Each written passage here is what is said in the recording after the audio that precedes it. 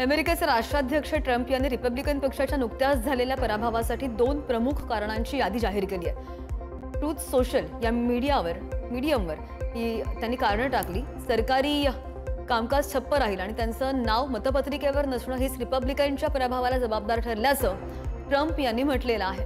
Trump यांनी आपल्या दाव्याच्या समर्थनार्थ मतदान विश्लेषकाचा हवाला सुद्धा दिलाय आणि त्यांच्या या प्रतिक्रियेनंतर अमेरिकेच्या राजकारणामध्ये नव्या चर्चांना सुरुवात झाली आहे।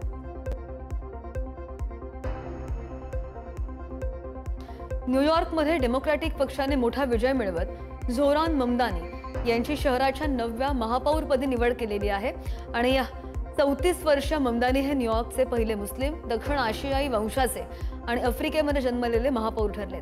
त्यांनी अँड्र्यू कुओमो आणि रिपब्लिकन कर्टिस लिवा यांचा पराभव करत ऐतिहासिक विजय मिळवलेला आहे। जानेवारीला पदभार स्वीकारल्यानंतर ते शतकामधील सर्वात तरुण महापौर ठरलेले आहेत। परवडणारी घरं, सार्वजनिक सुविधा आणि उदार मतवादी अजेंड्याला मतदारांचा मोठा प्रतिसाद दिला तर मतदान टक्केवारीने सुद्धा 50 वर्षांचा विक्रम मोडलेला आहे। न्यूयॉर्कचे नवनिर्वाचित महापौर झोरान ममदानी यांनी विजयानंतर लष्कराला संदेश दिलेला आहे। तसंच आपला विरोध करणाऱ्या डोनाल्ड ट्रम्प यांना प्रत्युत्तर सुद्धा दिल्याचं पाहायला मिळालं। मला तुमच्यासाठी एवढंच म्हणायचं आहे की जरा आवाज वाढवा, असं खोचक प्रत्युत्तर ममदानी यांनी दिलंय। ट्रम्प यांनी त्यांच्या उमेदवारीच्या वेळी विरोध करत निधी कापण्याची धमकी दिलेली होती। ममदानी यांनी मुस्लिम आणि भारतीय वंशाचे नागरिक म्हणून कार्यालय स्वीकारलं। दरम्यान मी मुस्लिम आहे म्हणून माफी मागणार नाही अशी सुद्धा ठाम भूमिका ममदानी यांनी घेतली आहे। मागील महिन्यामध्ये रशियन तेलाचा मासिक पुरवठा 2.53% वाढून 16,20,000 बॅरल प्रतिदिनवर आलेला आहे आणि आंतरराष्ट्रीय तेल बाजारामधील विश्लेषक संस्था केपलरनं दिलेल्या आकडेवारीनुसार सप्टेंबर महिन्यामध्ये भारतामध्ये दररोज 15,80,000 बॅरल तेल रशियामधून आलंय। भारताला युरोपियन युनियनमध्ये डिझेल निर्यात करण्यासाठी फार थोडा वाव असणार आहे आणि युरोपियन युनियननं रशियावर घातलेले निर्बंध 21 जानेवारी 2026 पासून लागू होणार आहेत।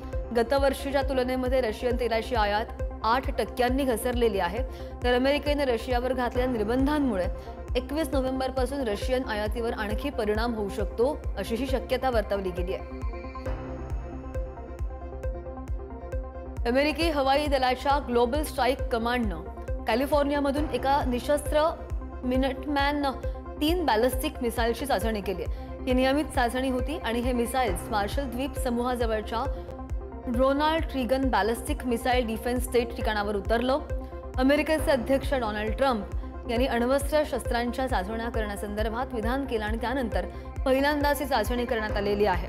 अमेरिकेची मिनिटमॅन 3 हे सर्वात जुनं ICBM मिसाईल आहे आणि ते 1970 पासून वापरलं जात आहे। हे मिसाईल जमिनीवरून लॉन्च करता येतं आणि 13,000 किलोमीटर इतका लांबपर्यंत मारा सुद्धा हे मिसाईल करू शकतं। अमेरिकेकडे अशा 400 मिसाईल्स असून रशिया आणि चीन यांसारख्या देशांपासून संरक्षण करण्यासाठी ते ठेवल्या गेल्या।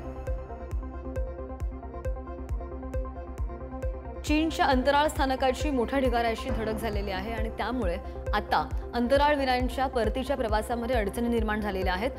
नियोजित परतीचे वेळापत्रक आता बदलण्यात आलेलं आहे आणि यावेळी चीनी अंतराळ संस्थेनं अंतराळवीरांच्या सुरक्षेला प्राधान्य सुद्धा दिलेलं आहे।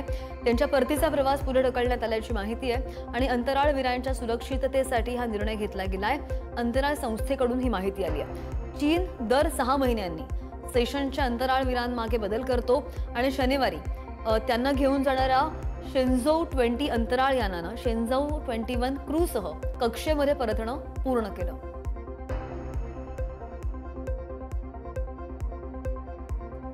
अमेरिकेमधील केंटकी राज्यामध्ये UPS कंपनीचे मालवाहू विमान उड्डाण घेताच कोसळल्याची भीषण घटना घडलेली आहे।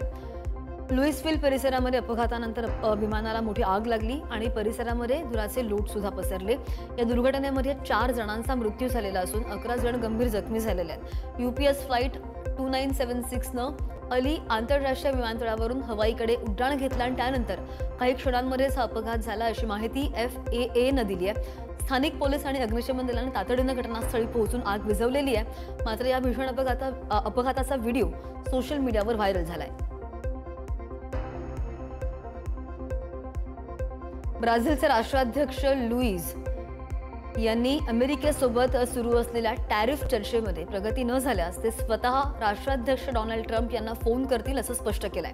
अमेरिकेने ब्राझीलच्या अनेक उत्पादनांवर 50% अधिक शुल्क वाढवलेलं असून ऑक्टोबरमध्ये झालेल्या त्यांच्या भेटीमध्ये दोन्ही देशांमध्ये समाधानाचा मार्ग निघू शकतो असे संकेत मिळालेले होते. संयुक्त राष्ट्र हवामान परिषदेपूर्वी पत्रकारांशी बोलताना लुला यांनी माझ्याकडे त्यांचा नंबर आहे आणि त्यांच्याकडे माझाही नंबर आहे, त्यामुळे फोन करण्यास मला अडचण नाही असं सुद्धा ते म्हणालेत.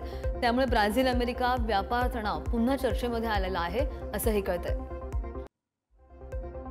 पाकिस्तानचे माजी पंतप्रधान इम्रान खान यांनी तुरुंगामध्ये असूनही सोशल मीडियावरून सेना प्रमुख फील्ड मार्शल असीम मुनीर यांच्यावर तीव्र टीका केली आहे. एक्सवर पोस्ट करताना खान यांनी मुनीर यांना पाकिस्तानच्या इतिहासातील सर्वात क्रूर आणि दडपशाही करणारे हुकुमशहा तसंच मानसिकदृष्ट्या अस्थिर व्यक्ती असं संबोधलेलं आहे.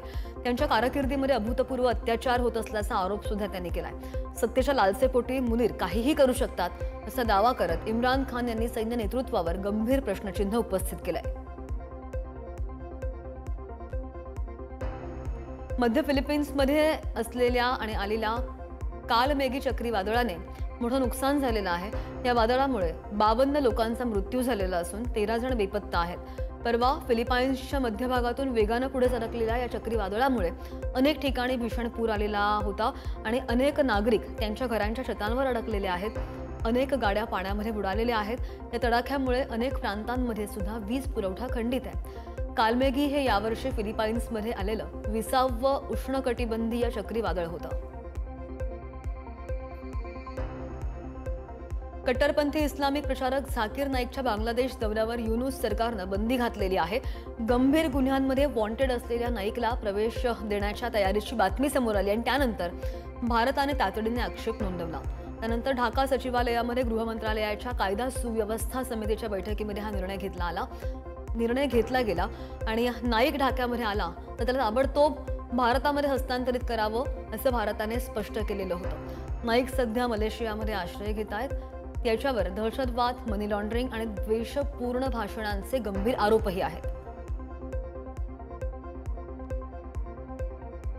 मेक्सिको सिटीमधील सार्वजनिक कार्यक्रमांमध्ये देशाच्या पहिल्या महिला राष्ट्रपती क्लॉडिया शिनबॉम यांच्या सुरक्षेमध्ये मोठी त्रुटी उघड झाली आहे. नागरिकांशी संवाद साधताना मद्यधुंद व्यक्तीनं मागून येत त्यांना स्पर्श केला आणि चुंबन घेण्याचा प्रयत्न सुद्धा केला.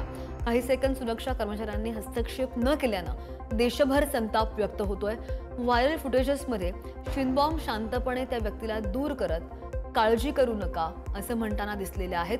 नागरिकांमध्ये मिसळणाऱ्या शिनबॉम यांच्या सुरक्षेसंदर्भात त्या घटनेनंतर गंभीर प्रश्न उपस्थित झाले.